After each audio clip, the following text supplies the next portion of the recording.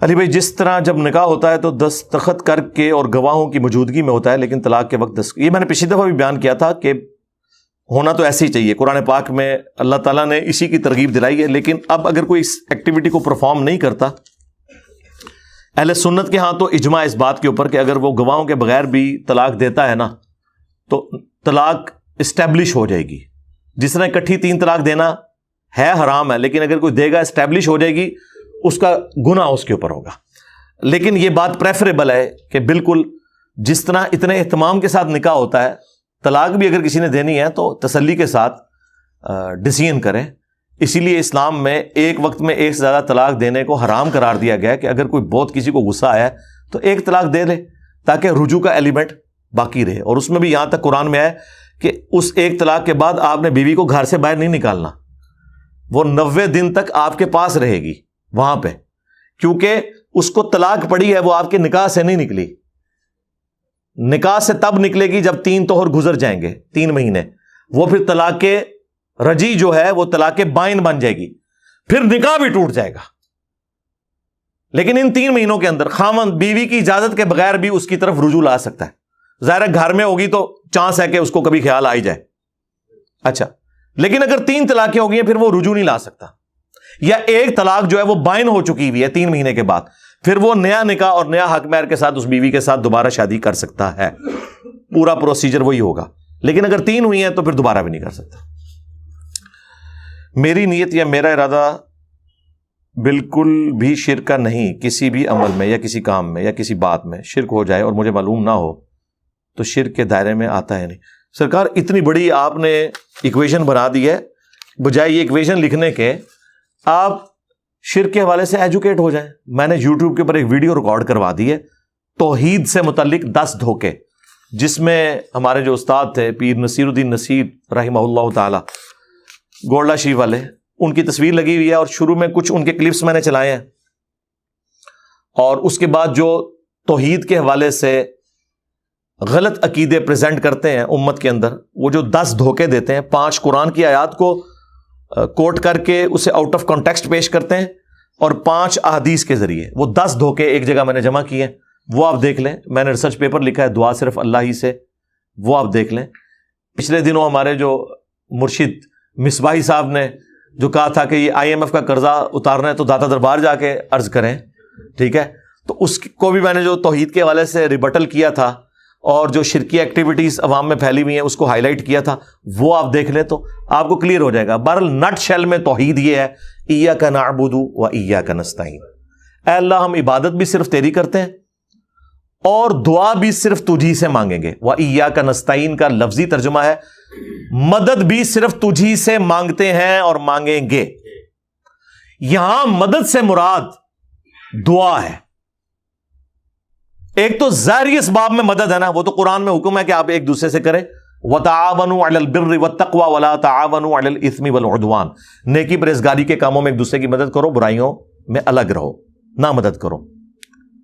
اس کے تحت میں آپ سے کہتا ہوں مجھے پانی پلا دیں، بالکل درست ہے، لیکن آپ بغداد شریف میں، وہاں بھی قبر شریف میں دفن ہے، اور میں یہاں سے بیٹھ کے کہتا ہوں مجھے پانی پلا دیں، وہی بات، وہی جملہ، وہی بندہ شرک ہو جائے گا، کیونکہ اب میری آپ کے ساتھ کمیونیکیشن نہیں ہو سکتی ظاہری اسباب کے اعتبار سے۔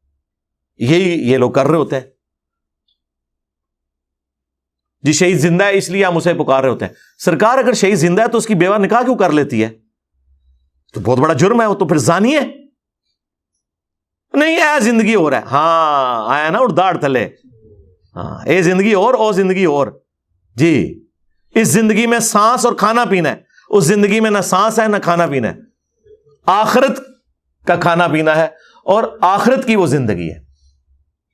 جی قرآن میں یہ تو لکھا ہے کہ اے اللہ تیری عبادت کرتے ہیں، تجھی سے مدد مانگتے ہیں، یعنی تجھی سے دعا کرتے ہیں، یہ کہاں لکھا ہوا ہے کہ کسی اور سے نہیں مانگتے؟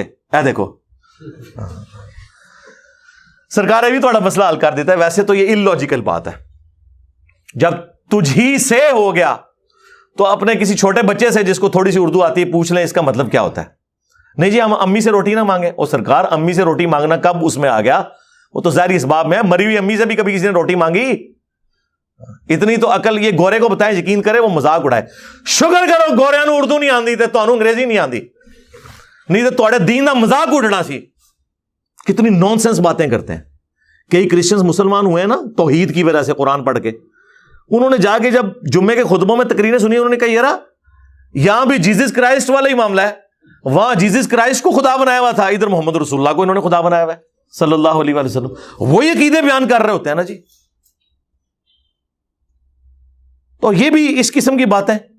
تو سرکار ہم نے مسئلہ حل کیا ہے, سورۃ النمل کی آیت نمبر 62, امن یجیب المضطر اذا دعا, بھلا بتاؤ تو کہ اضطراب میں گھرے ہوئے شخص کی دعا کو کون سنتا ہے, وَيَكْشِفُ السُّوءَ, اور اس سے اس کی تکلیف کو دور کر دیتا ہے, وَيَجْعَلُكُمْ خُلَفَاءَ الْأَرْضِ, اور تمہیں اگلوں کا خلیفہ کرتا ہے زمین پر.